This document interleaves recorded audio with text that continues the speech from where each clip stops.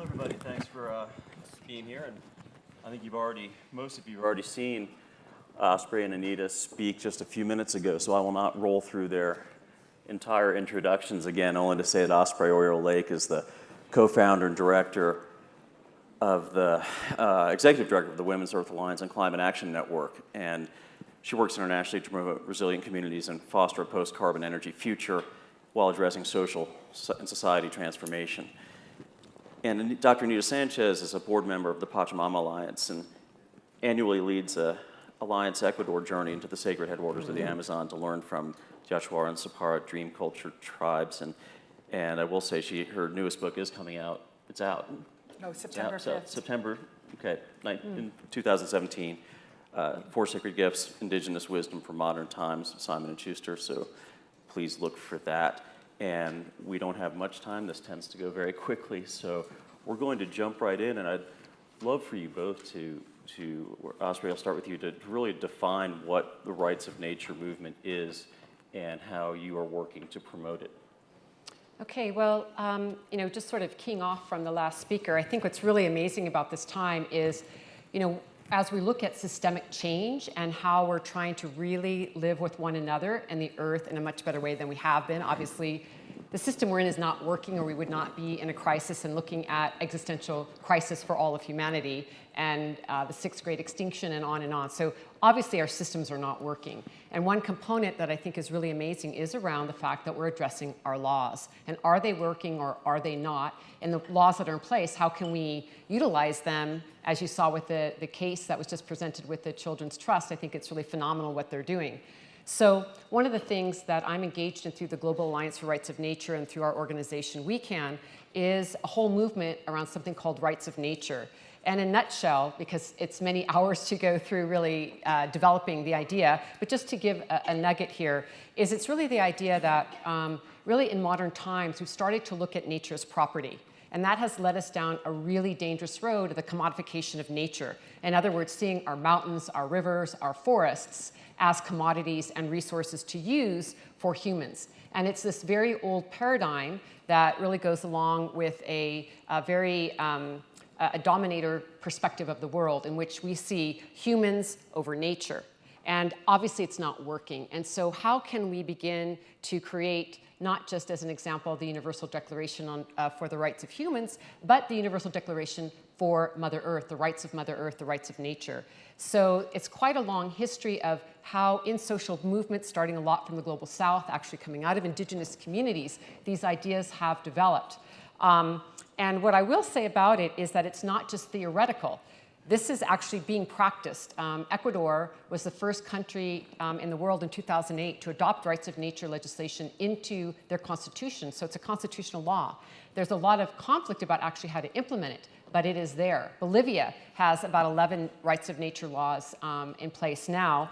And then it was very interesting earlier this year in New Zealand, their government decided with the indigenous people to have the Wangari River and the entire ecosystem of the Wangari River have legal standing.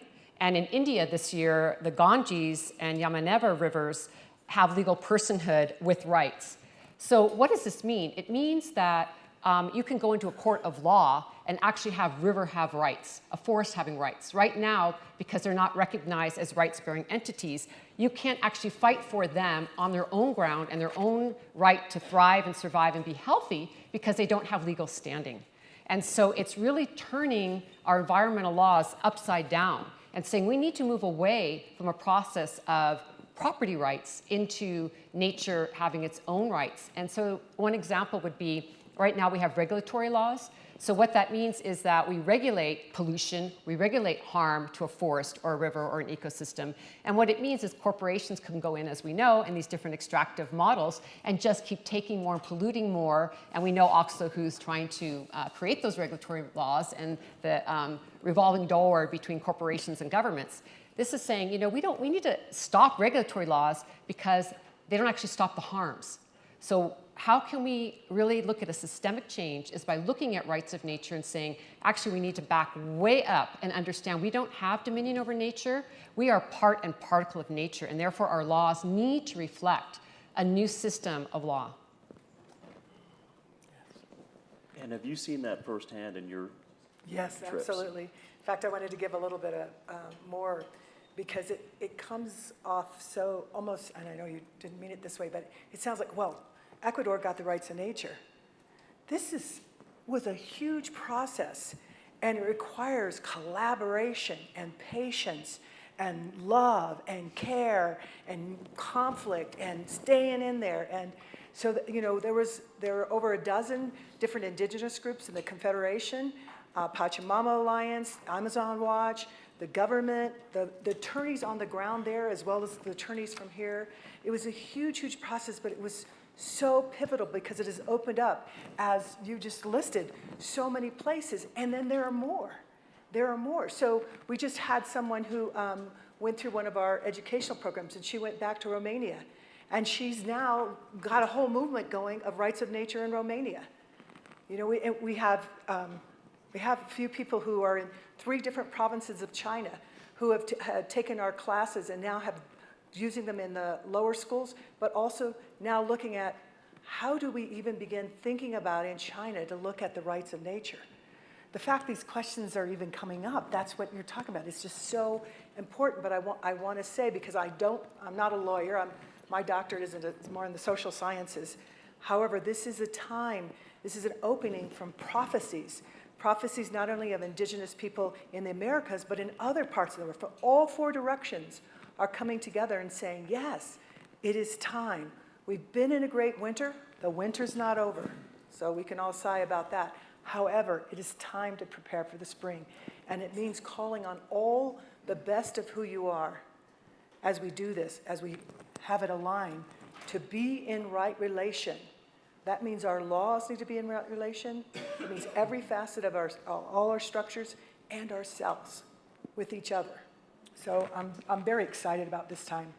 And to what degree then is this movement driven by indigenous people? Would you say almost exclusively in concert with organizations there to help, or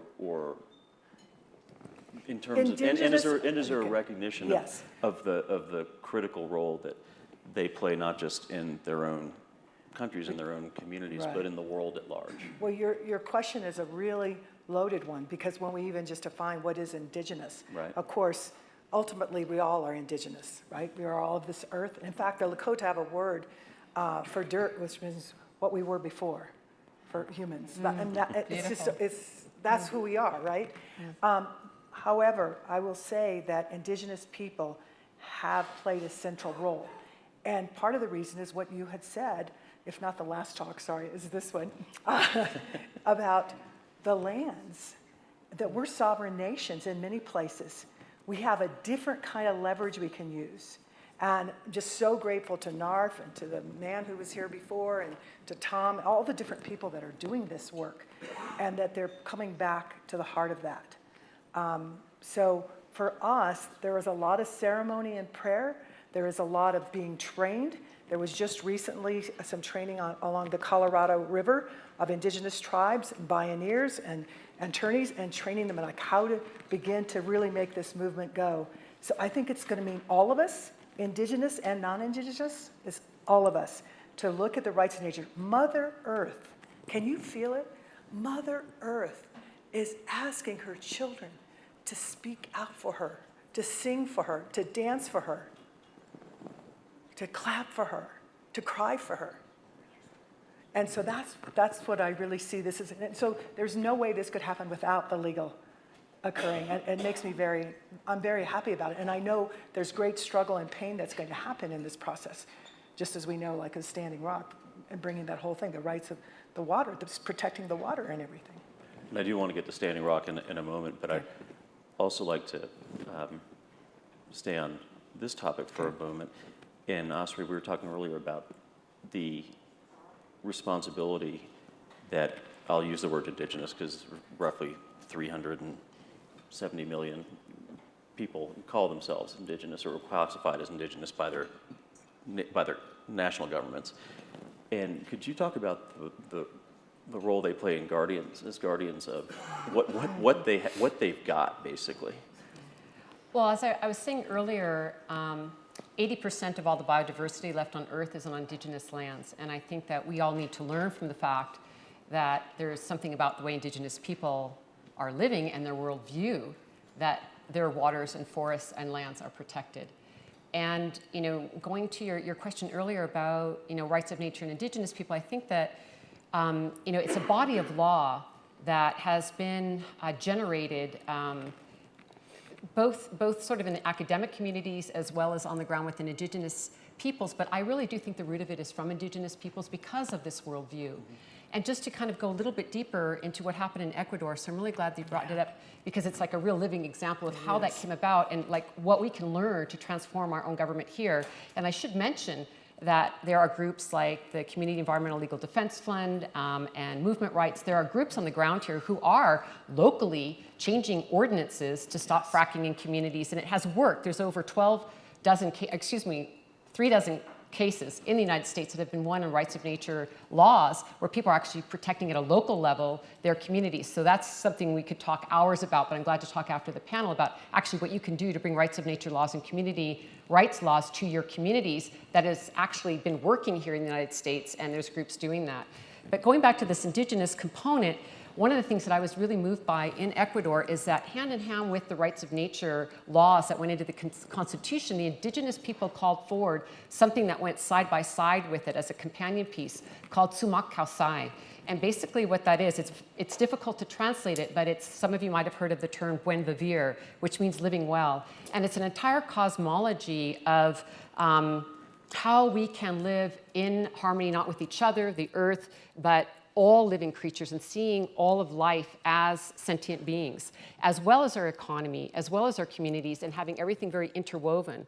And the thing that's really profound about this is it really became powerful and visible because of social movements coming out of the global south in their response to modern concepts of development. So this is a very deep systemic change of not just changing our laws, but also our culture, because they were saying, we don't accept modern ideas of development, meaning building more, buying more, consuming. We want you to consider development as creativity, spirituality, community, and to really start flipping around our ideas about what development is. And that was put into the Constitution as well. So it's a very broad scope of worldview that we're actually looking at, and a new cosmology of harmony with nature embedded in law. And I think it's very exciting for us as modern day people who don't identify immediately with being indigenous to the lands we're in, and trying to reclaim our indigenosity from where we were from and those complex narratives.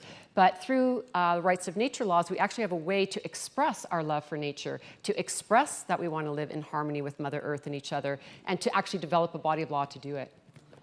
If I could add, I think it's really, really exciting about this too, is that when you ask about the whole indigenous and involvement and how central it is, to make sure when we think of indigenous, and I love the elders, I'm carrying them, I'm a messenger.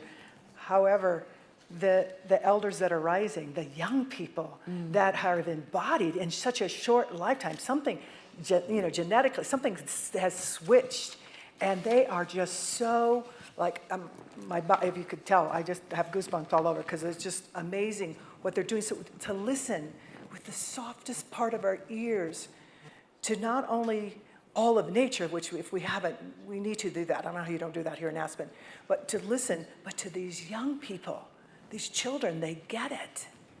They absolutely get it. And so that makes me just, excited about that wisdom that's just coming through in such a powerful way. And do you see it around the country here? Do you see it on the reservations here? Oh, yes. Well, I think if you get on Facebook, if you Google, just all the voices rising. First of all, just all the tribes that have come together who were not that close, had different things that were separating us, who just came to the Standing Rock was sort of pivotal on that. But on the rights of nature, they're meeting together where, we were divided long ago. Our sacred lands were split up and given to some, so it's just all the craziness that happened from colonization. But that is being like, no, this is where we're going, and we have to do this together. So I do see it happening here, and that's not to say that there isn't struggle. I always, we have to hold the pulse, you know. There's the individual stuff, and then there's the collective. So there's some friction, but overall, when it comes to being Indigenous at the core, and that's anywhere around the world, that's not just the Americas, it's living, understanding at the core of your worldview that we are the earth and the earth is us. And if you were to come with me to the Amazon, you would very quickly, as everyone goes, it was like, oh my gosh, they don't live in the Arutum. They are. And that's how it goes in such a flow. And just imagine if we walked every step kissing this earth, how it might be different. But we can do it. Yeah, it's happening here too. Well, that's a great transition. We wanted to talk about rights of nature and also about Indigenous wisdom. And I think I think most people in this country, I don't think I'm being cynical in saying this, I think it's a fact, they're still woefully ignorant when it comes to the lives of Native Americans and how different tribes live, even where they live, what they do. There's a stereotype that is still very much there.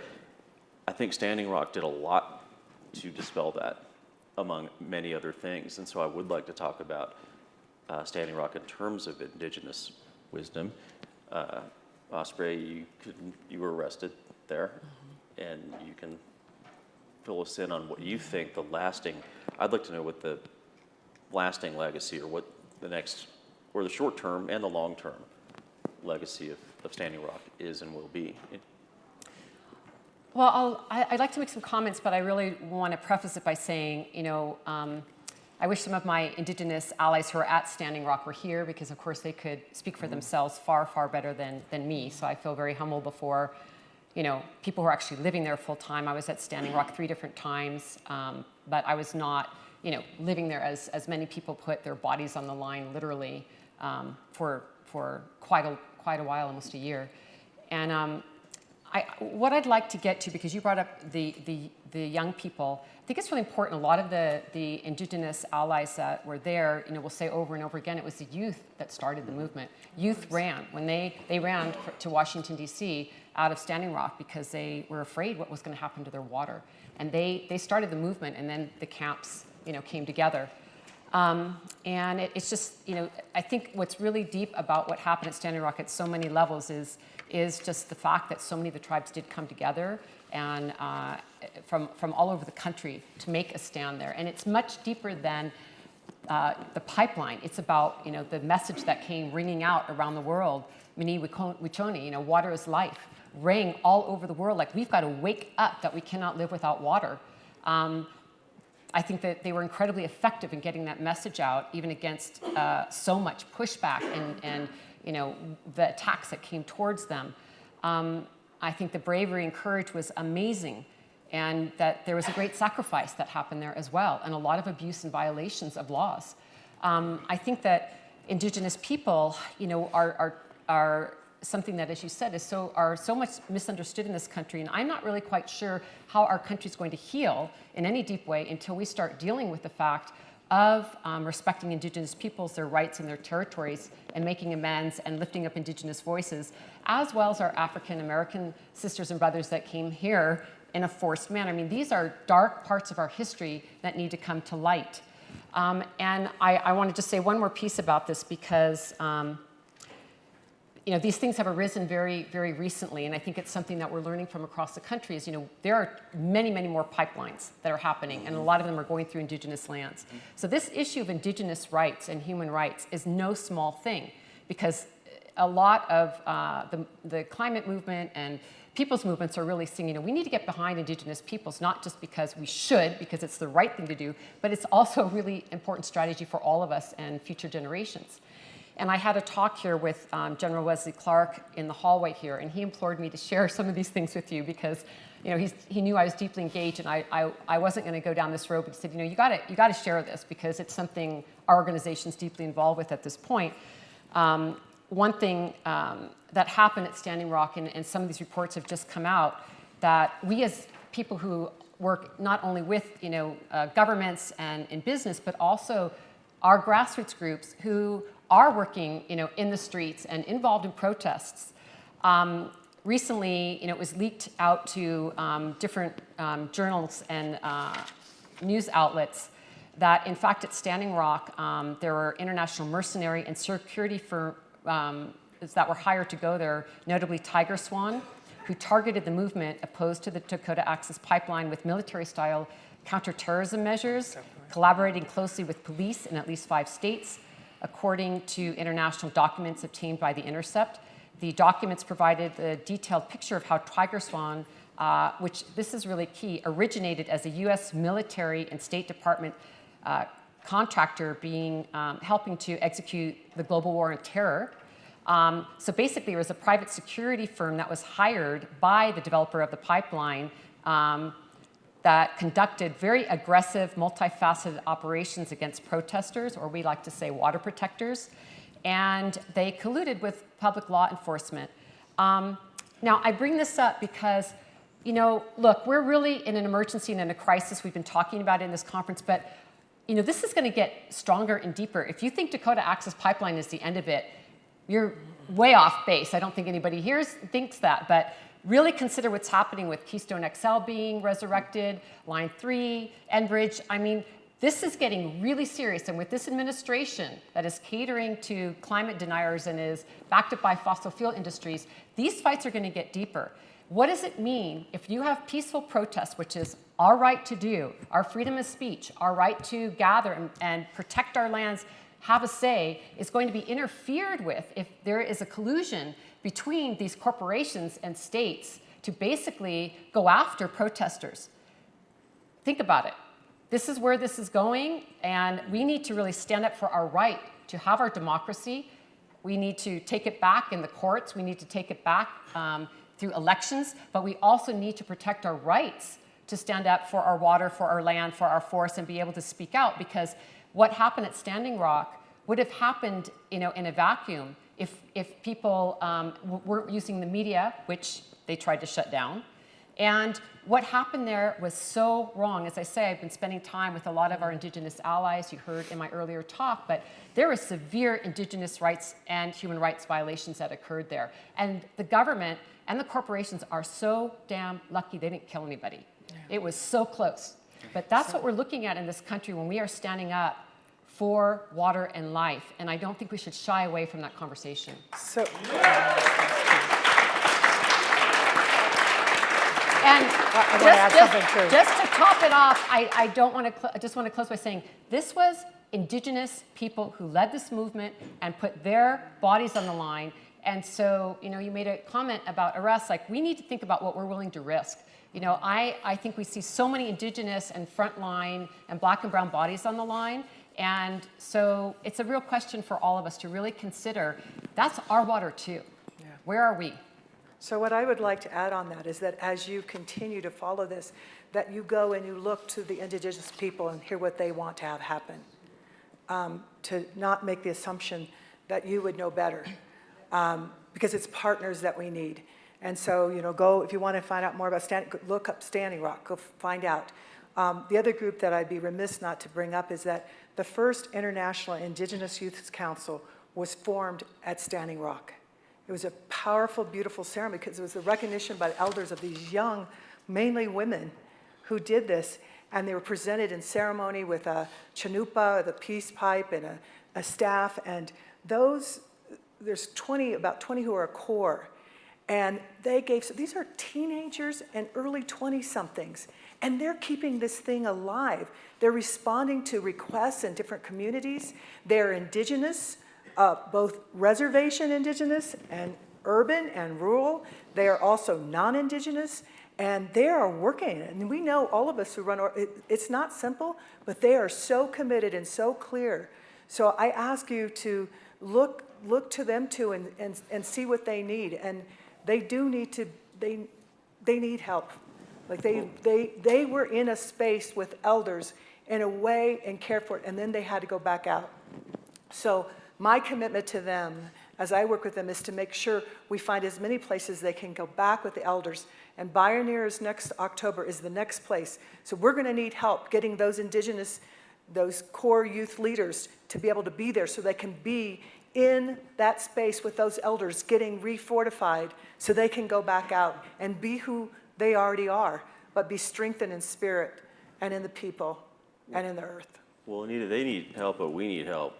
Yes, absolutely. From them. So Yes.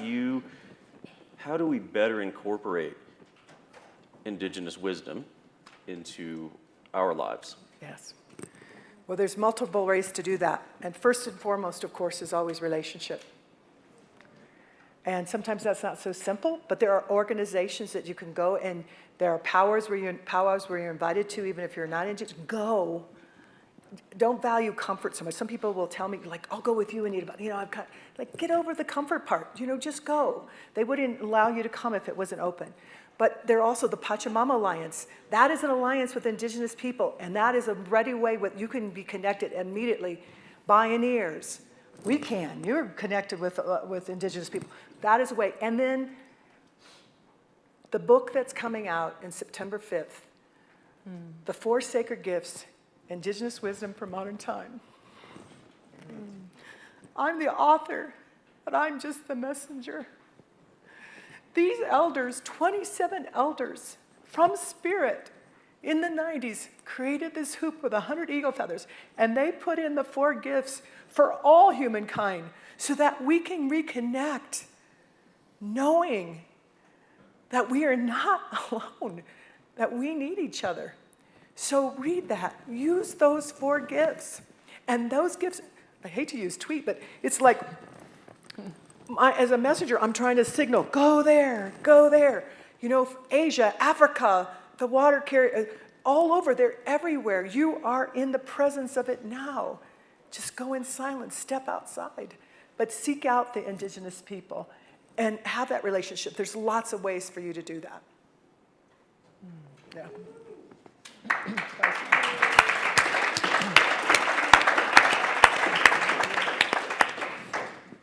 And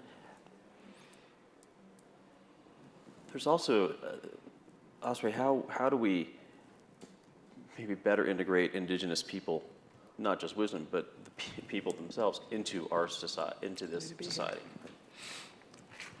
Well, actually, I think I would turn that around. Yes. I think it's our job to figure out how we fit into Indigenous people's worldview and the fact that, we are the immigrants to this land, and Indigenous people have lived here since time immemorial. And I think one of the things that's exciting is that, we're seeing an Indigenous rising and Indigenous voices, not just in the US, but around the world. And I think it's because, the earth is crying out. It's like right now, like in our own bodies, we have an immune system when we have a fever or we're getting sick. I feel like we're all part of this rising immune system. But the leadership, to me, really needs to be Indigenous people and frontline communities who have stayed intact with their knowledge with the land and their wisdom, that are speaking directly from the forest, directly with traditional ecologic knowledge. I mean, we go on for hours about traditional ecologic knowledge and these sophisticated systems that are scientific, that are economic, that teach about how we live in harmony with the earth. So I think that it may sound like an exaggeration to our ears that are not used to this, but it's not just encouraging relationship with Indigenous people, which is the first thing we need to do, but to really respect and honor Indigenous rights, free, prior, informed consent to their lands, their worldviews, and understand that we're really visitors in their lands, and we bring our Indigenous knowledge from Europe or wherever we're from, but it's really time that we listen to the people who have lived here a long time and how they've lived here, and become people who understand that they're really our teachers at this time. And I would like to also close with just a shout out to some Indigenous groups that I think are really important, like Honor the Earth. It's an Indigenous-led organization. They're doing tremendous work fighting these pipelines, but many more things. And when I'm saying fighting these pipelines, it's because they're directly being threatened. But remember that the way they're approaching their movements and these campaigns is multifaceted. They're dealing with a very big narrative, how they work in prayer, how they work together. I think you need to understand it's much, much more than traditional campaigns that we've seen. The International Indigenous Youth Council, Indigenous Environmental Network, Standing Rock Sioux Tribe themselves, and so many more. You can go to your own community and find out who are the Indigenous people where you are from, and reach out to them and learn how you can support them. We all come from different places across the country. All those places, there's Indigenous people there, and you can begin in your own local community finding out how to support them. Yeah. And with that, I want to just have us acknowledge the rest of the time that we're here, that we're on Ute, this is Ute land. One of my elders who's passed, Eddie Box Jr., was the head of the Sundance for almost 30 years. Unheard of. This is powerful. We're in powerful territory, so we can call on all of that. It's very, very critical. And I'd be remiss to not say, because you are all allies, you are brothers and sisters. When you talk about creating the narrative, I want to suggest it is an important part of the narrative of all the people who came of religious persecution and economic distress. But that isn't the start of the narrative in this country. You need to, and it's not just starting with the Indigenous people, but it's then all the other people who came in other different ways. So that narrative needs to be big and bold and hold it all. The messiness and the beautiful promise and all of it. And that's including Indigenous people then. That's including all of us. And Mother Earth will smile for that. And thank you all so much. Anita, Osprey, thank you so much for that. Thank you. I love this